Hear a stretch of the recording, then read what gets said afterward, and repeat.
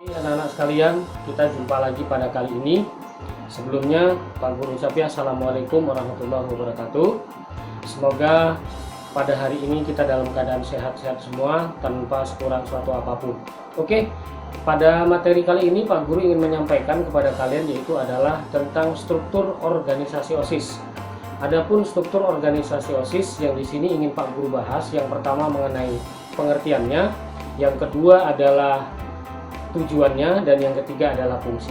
Oke, untuk lebih lanjut coba kalian simak pengertian-pengertian tentang struktur organisasi OSIS yang berikut ini akan Pak Guru jelaskan. Oke, perhatikan dan simak baik-baik. Pengertian OSIS secara umum adalah organisasi yang berada di tingkat sekolah di Indonesia yang dimulai dari sekolah menengah, yaitu sekolah menengah pertama atau disebut juga dengan SMP, dan sekolah menengah atas atau juga disebut dengan SMA. Adapun fungsi OSIS yang pertama adalah sebagai wadah. Mengapa dikatakan sebagai wadah? Karena organisasi siswa intrasekolah merupakan satu-satunya organisasi siswa yang resmi di sekolah dan sebagai wadah kegiatan para siswa di sekolah dengan jalur pembinaan yang lain untuk mendukung tercapainya tujuan pembinaan kesiswaan. Kemudian yang kedua sebagai motivator. Mengapa dikatakan sebagai motivator?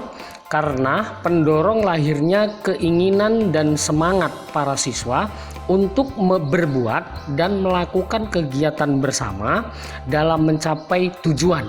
OSIS sebagai motivator berperan untuk mengenali minat dan bakat siswa serta mengembangkannya melalui kegiatan-kegiatan OSIS dan ekstrakurikuler. Yang ketiga sebagai preventif.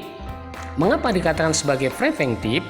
Apabila fungsi yang bersifat intelek dalam arti secara internal, OSIS dapat menggerakkan sumber daya yang ada, dan secara eksternal, OSIS mampu mengadaptasi dengan lingkungan, seperti menyelesaikan persoalan perilaku menyimpang siswa dan sebagainya. Dengan demikian, secara preventif, OSIS ikut mengamankan sekolah dari segala ancaman yang datang, baik dari dalam maupun dari luar. Fungsi preventif OSIS akan bertujuan apabila fungsi OSIS sebagai pendorong lebih dahulu harus dapat diwujudkan. Tujuan OSIS ada 6. Yang pertama, memahami, menghargai lingkungan hidup dan nilai-nilai dalam mengambil keputusan yang tepat. Yang kedua, mengembangkan landasan kepribadian yang kuat dan menghargai HAM dalam konteks kemajuan budaya bangsa. Yang ketiga, mengembangkan wawasan kebangsaan dan rasa cinta tanah air dalam era globalisasi. Yang keempat, memperdalam sikap positif, jujur, disiplin, tanggung jawab, dan kerjasama secara mandiri, berpikir logis dan demokratis. Yang kelima, meningkatkan pengetahuan dan keterampilan serta menghargai karya artistik, budaya, dan intelektual. Dan yang keenam, meningkatkan kesehatan jasmani dan rohani, memantapkan kehidupan bermasyarakat, berbangsa, dan bernegara. Oke, di sini Pak Guru contohkan struktur organisasi OSIS yang dapat kamu lihat di layar ini, yaitu terdiri dari kepala sekolah, kemudian wakakasiswaan, pembina OSIS, kemudian ketua OSIS lagi dibantu oleh sekretaris, wakil sekretaris, kemudian bendahara dan wakil bendahara, begitu juga dengan ketua OSIS. Kemudian dibagi lagi dengan seksi-seksi bidang. Ada namanya seksi bidang 1, kemudian seksi bidang 2, 3, dan 4, dan seterusnya. Itu dapat kamu perhatikan. Mungkin hanya sampai di sini dulu penjelasan dari Pak Guru.